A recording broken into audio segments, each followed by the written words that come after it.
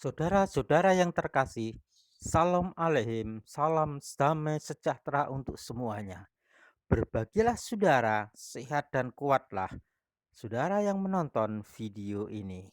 Saudara-saudara, sejumlah pertanyaan yang ditujukan kepada saya dan satu hal intinya adalah mengapa sekarang ini orang-orang lebih percaya dan menyukai berita-berita atau video-video hoax daripada fakta? Saudara-saudara, sebelum saya menjawab ini, saya akan tunjukkan dulu bagaimana terjadinya konten hoax dan pengaruhnya bagi orang yang meneruskan atau orang yang menerima berita hoax itu dalam kehidupannya. Konten hoax atau misleading content atau konten yang menyesatkan adalah sebuah konten yang dibentuk dengan nuansa pelintiran untuk menjelekkan seseorang maupun kelompok. Konten jenis ini dibuat secara sengaja dan diharap mampu menggiring opini atau pendapat sesuai dengan kehendak pembuat informasi tersebut. Orang-orang yang memberitakan hoax merupakan orang-orang yang jiwanya sedang kacau. Jiwanya sedang dilanda ketakutan, kebencian, kepahitan, balas dendam, iri dengki, memberontak, dan mementingkan dirinya sendiri. Saat orang menonton atau melihat video atau membaca berita hoax, kemudian dia tertarik, selanjutnya mengiyakan bahwa berita atau video hoax itu benar dan menerima dalam pikirannya, maka sejak saat itulah masuklah roh jahat atau roh penyesat yang menguasai pikiran orang tersebut. Ingat saudara, Satan adalah bapak segala dusta. Selanjutnya, mulailah dia suka mencari video-video atau berita hoax dan itu memuaskan jiwanya. Sebaliknya, dia tidak suka dan menolak berita-berita atau video-video yang fakta. Selanjutnya, mengapa mereka lebih banyak dan lebih mudah percaya berita-berita atau video-video hoax atau bohong daripada fakta yang sebenarnya? Alasan yang pertama, yang mendasar adalah manusia dilahirkan dalam kungkungan atau kuasa dosa. Yang kedua, berita yang disetting di dalam video atau tulisan-tulisan biasanya eksklusif dan menantang. Bahkan ada yang radikal. Yang ketiga, orang tersebut tidak punya cukup filter terhadap info yang masuk, yaitu lemahnya pemahaman mereka terhadap firman Tuhan atau kitab suci. Yang keempat, info-info yang diterima awal oleh orang tersebut adalah info-info hoax dan negatif.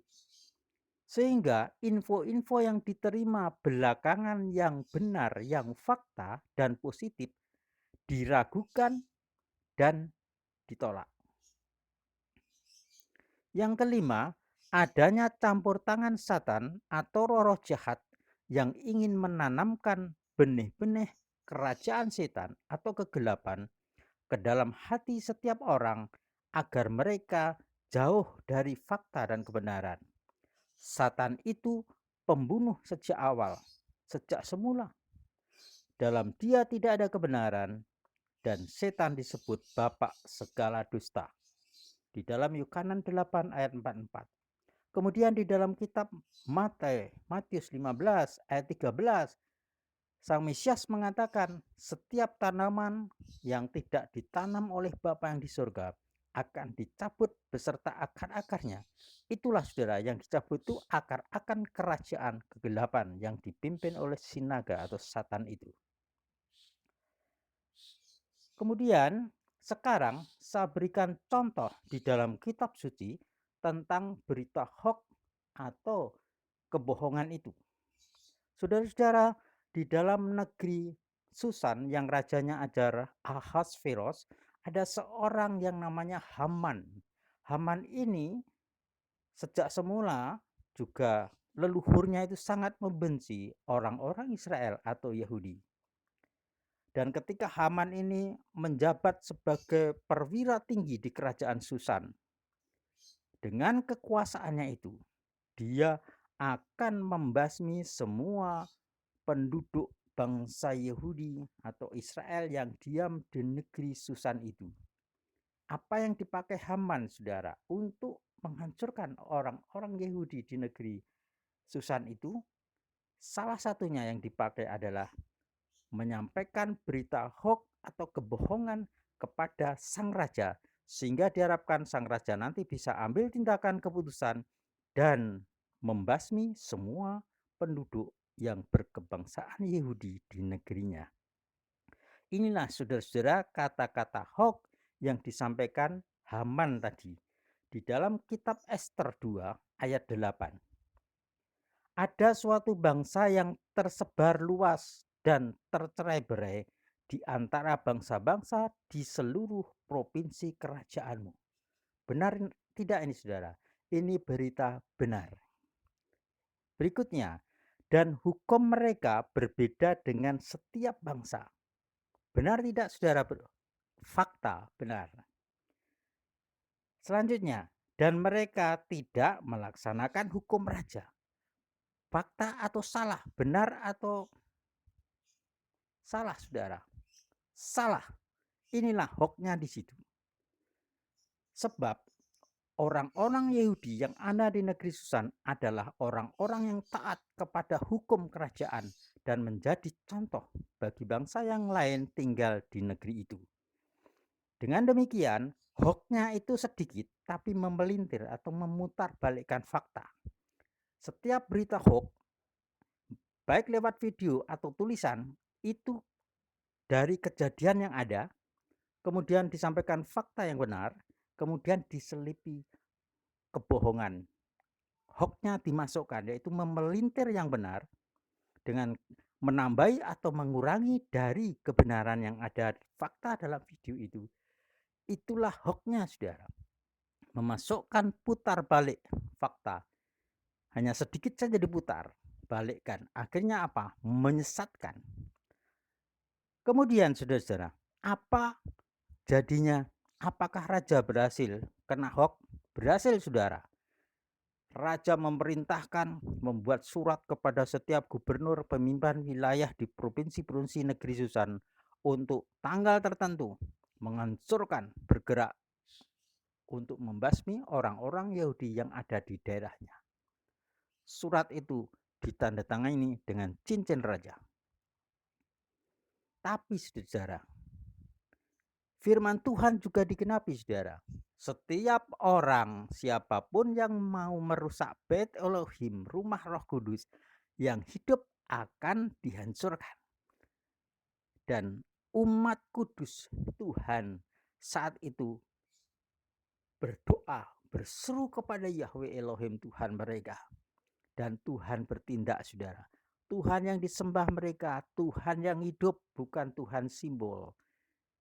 Oleh karena itu, apa jadinya, saudara, secara singkat? Siasat Haman tadi ketahuan sebelum pelaksanaan pembasmian umat Yahudi di negeri Susan. Dan akhirnya apa? Haman dihukum mati oleh raja. Itulah upahnya, saudara.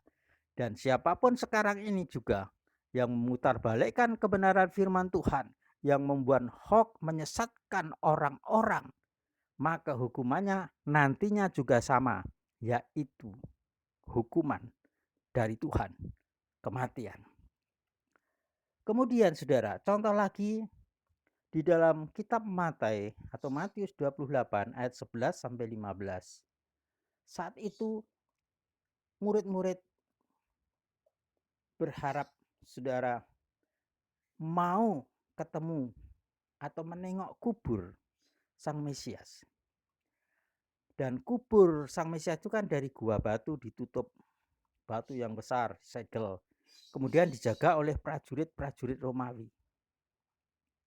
suatu ketika, saudara-saudara, tiba-tiba datang malaikat menggulingkan batu itu dengan cahaya yang kemilauan, dan para prajurit ini melihat langsung bagaimana silonya itu, dan mereka rebah.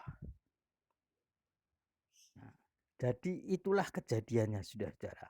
Dan ketika cahaya itu lenyap, dia tahu bahwa di dalam kubur yang batunya tadi disegel sudah terbuka, dan dia lihat di dalam tidak ada mayat sang Mesias yang dijaga itu. Karena itu mereka lari ketakutan pergi ke kota, kemudian memberitakan kepada orang-orang bagaimana terjadi mujizat seperti itu. Kemudian ketika para imam kepala dan tua-tua mendengar itu, menemui para prajurit yang jaga ini, kemudian ngasih sejumlah uang perak yang banyak, dengan memelintirkan fakta yang dilihat, didengar, dialami oleh para prajurit Romawi ini dibalik, saudara, dengan menjatuhkan pihak lain. Itu di dalam Matius 28 ayat 13. Perkataannya para imam kepala yang menyuap untuk memberitakan berita hoax kepada para prajurit Romawi ini demikian. Katakanlah bahwa para muridnya mencuri dia dengan datang pada malam hari sementara kami tidur. Nah ini, saudara, berita hoax ini kalau diliputi emosi, saudara, itu nampaknya benar, saudara. Tapi sebenarnya ada yang aneh, saudara, dan tidak masuk akal. Masa di situ sementara tidur malam hari kok tahu muridnya mencuri? Orang tidur kok tahu? Ya, kalau muridnya mencuri, murid-murid sang Mesias mencuri mayat. Nah ini kan kebohongan lagi. Ya. Jadi di sini jelas, saudara-saudara, berita hoax itu juga mengandung kelemahan. Tapi karena yang menerima itu sudah dikuasai roh penyesat, sehingga menanggapi secara emosional, dipercaya saja. Seperti saudara lihat, saya ulangi katakanlah bahwa para muridnya mencuri dia dengan datang pada malam hari sementara kami tertidur. Berita hoax ini, saudara, memutar balik fakta. Akhirnya apa, saudara? Dipercaya generasi saat itu.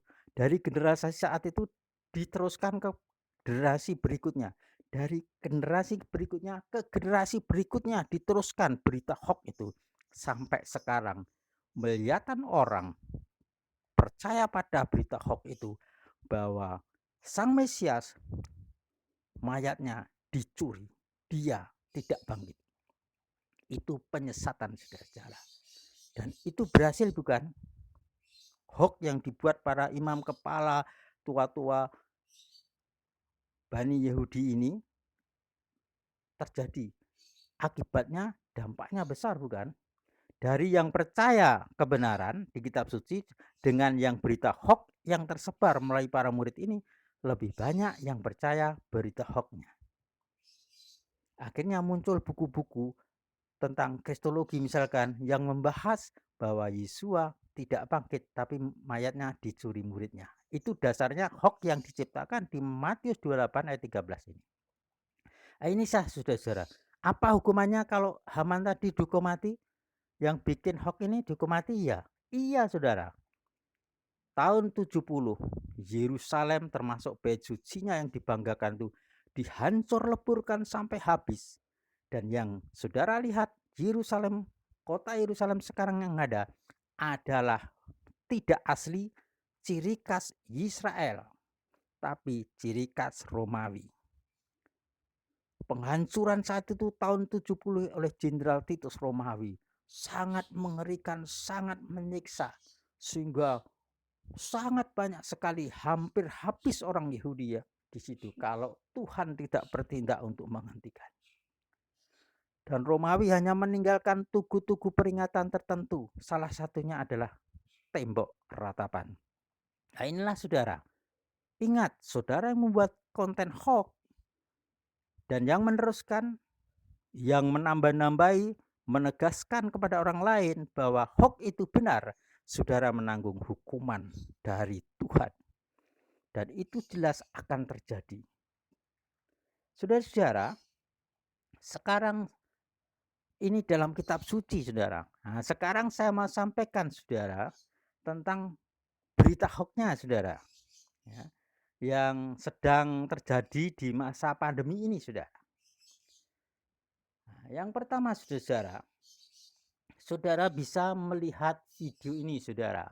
Ya, Saudara bisa melihat video ini, ya, tentang anak ini, Saudara. Nah, anak ini, ya, ini anak ini, foto anak ini seolah-olah korban vaksinasi COVID-19.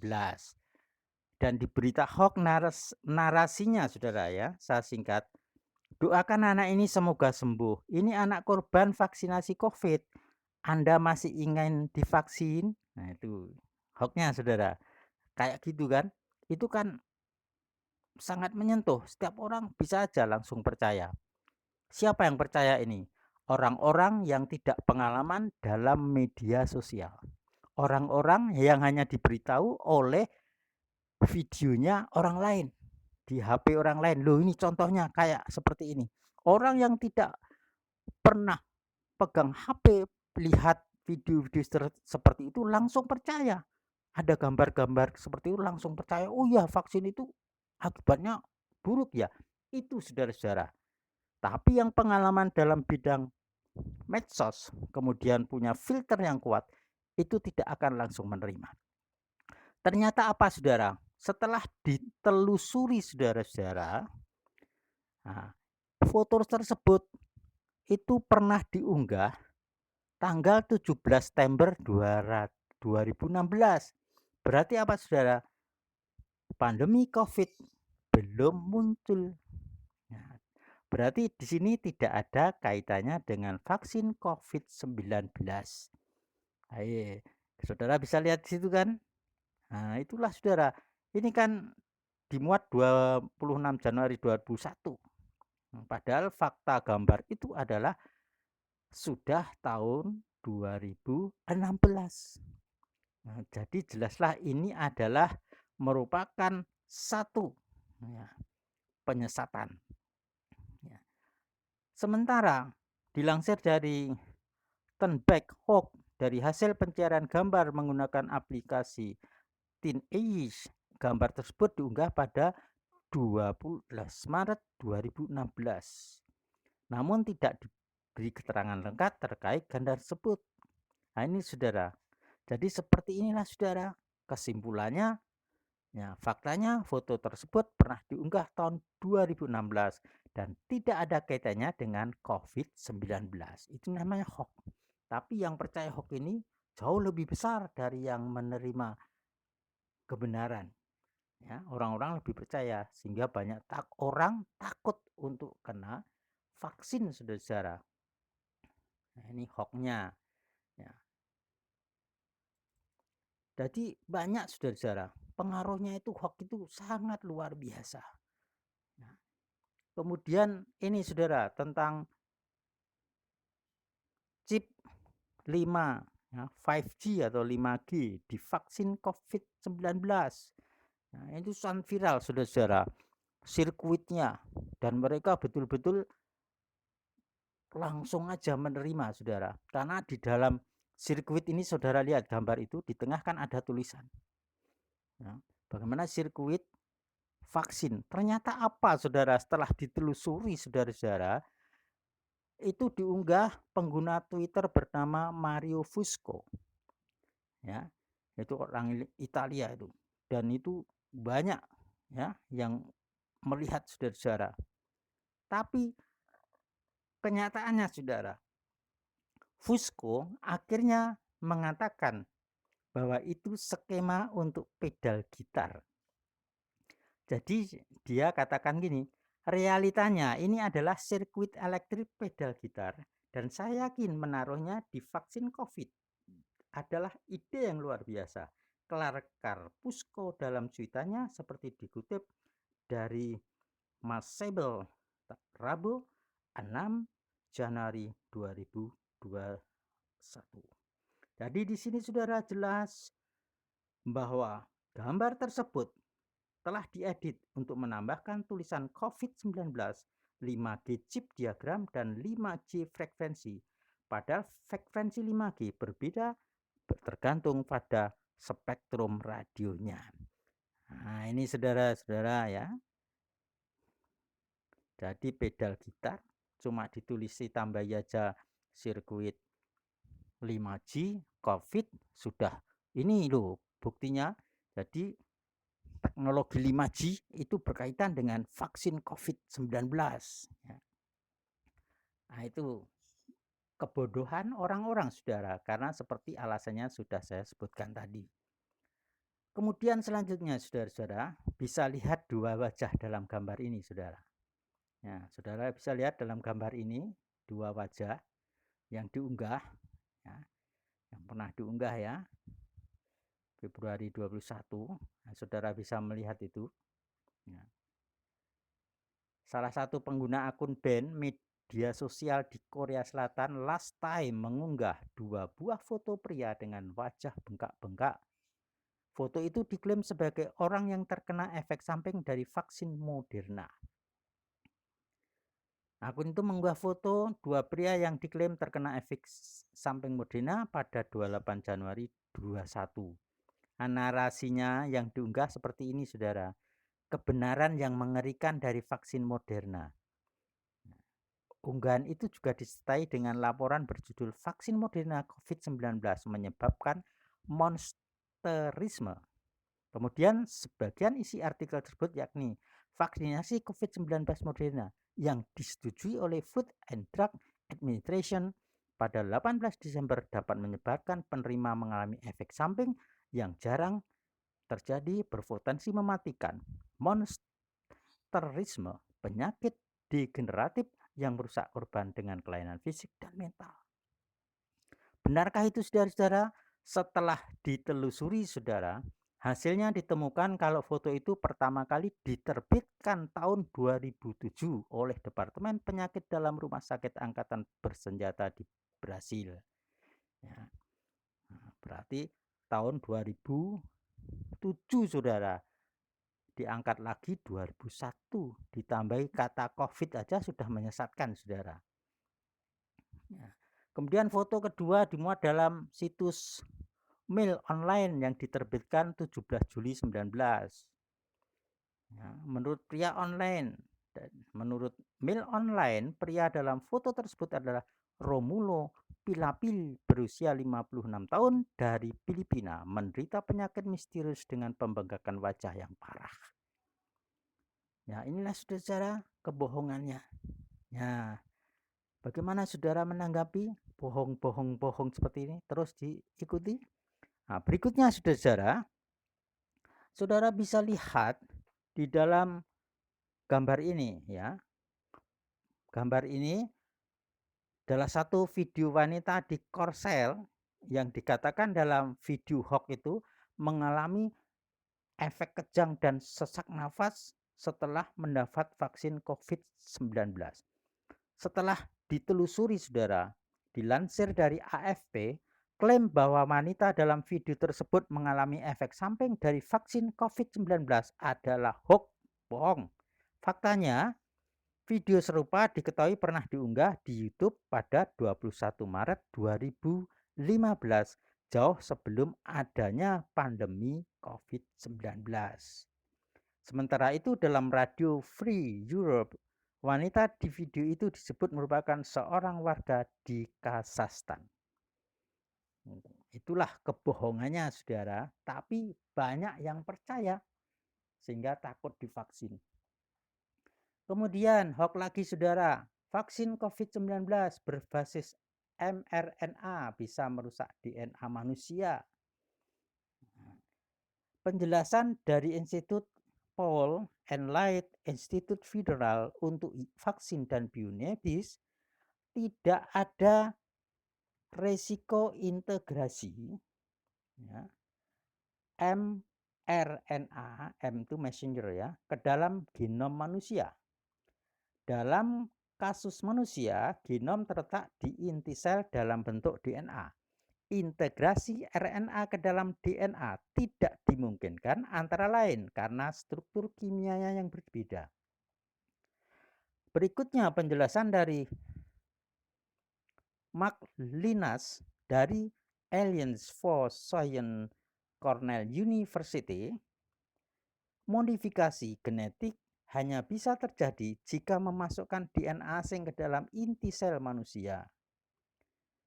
Dan vaksin sama sekali tidak melakukan itu. Jadi tidak ada vaksin yang bisa mengubah DNA manusia. Berdasarkan hasil klaim tersebut, klaim yang menyebutkan bahwa vaksin berbasis RNA bisa merusak DNA manusia adalah bohong. Ya, hoax itu saudara-saudara. Ya. Selanjutnya, mRNA tidak bisa bergabung dengan DNA karena berbeda molekul. Jadi kalaupun ada mRNA dari vaksin yang kesasar ke nukleus, dia tidak akan bereaksi dengan DNA yang ada di nukleus. Saudara-saudara, sementara itu terkait nama Robert F. Kennedy Jr. yang disebut sebagai sumber informasi tersebut adalah laman Wikipedia yang menjelaskan mengenai siapa Robert F. Kennedy itu, yang adalah seorang jaksa.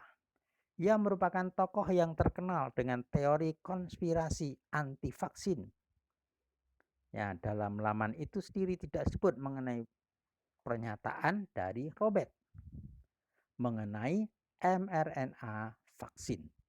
Jadi di sini saudara-saudara sangat jelaslah bahwa banyak fakta yang diputarbalikkan dan bahkan ada di satu negara, mungkin di Indonesia juga ada kelompok atau seperti perusahaan yang bikin konten hoax, konten kebohongan, dibayar itu saudara oleh orang-orang yang jiwanya sedang kacau tadi. Saudara-saudara, marilah kita untuk mengerti bahwa Tuhan tidak main-main dengan yang namanya pembuat kebohongan itu saudara-saudara. Siapapun yang menebarkan konten hoax, siapapun yang mempercayai dan meneruskan berita hoax, mereka yang membuat atau meneruskan sama saja, yaitu dapat hukuman dari Tuhan.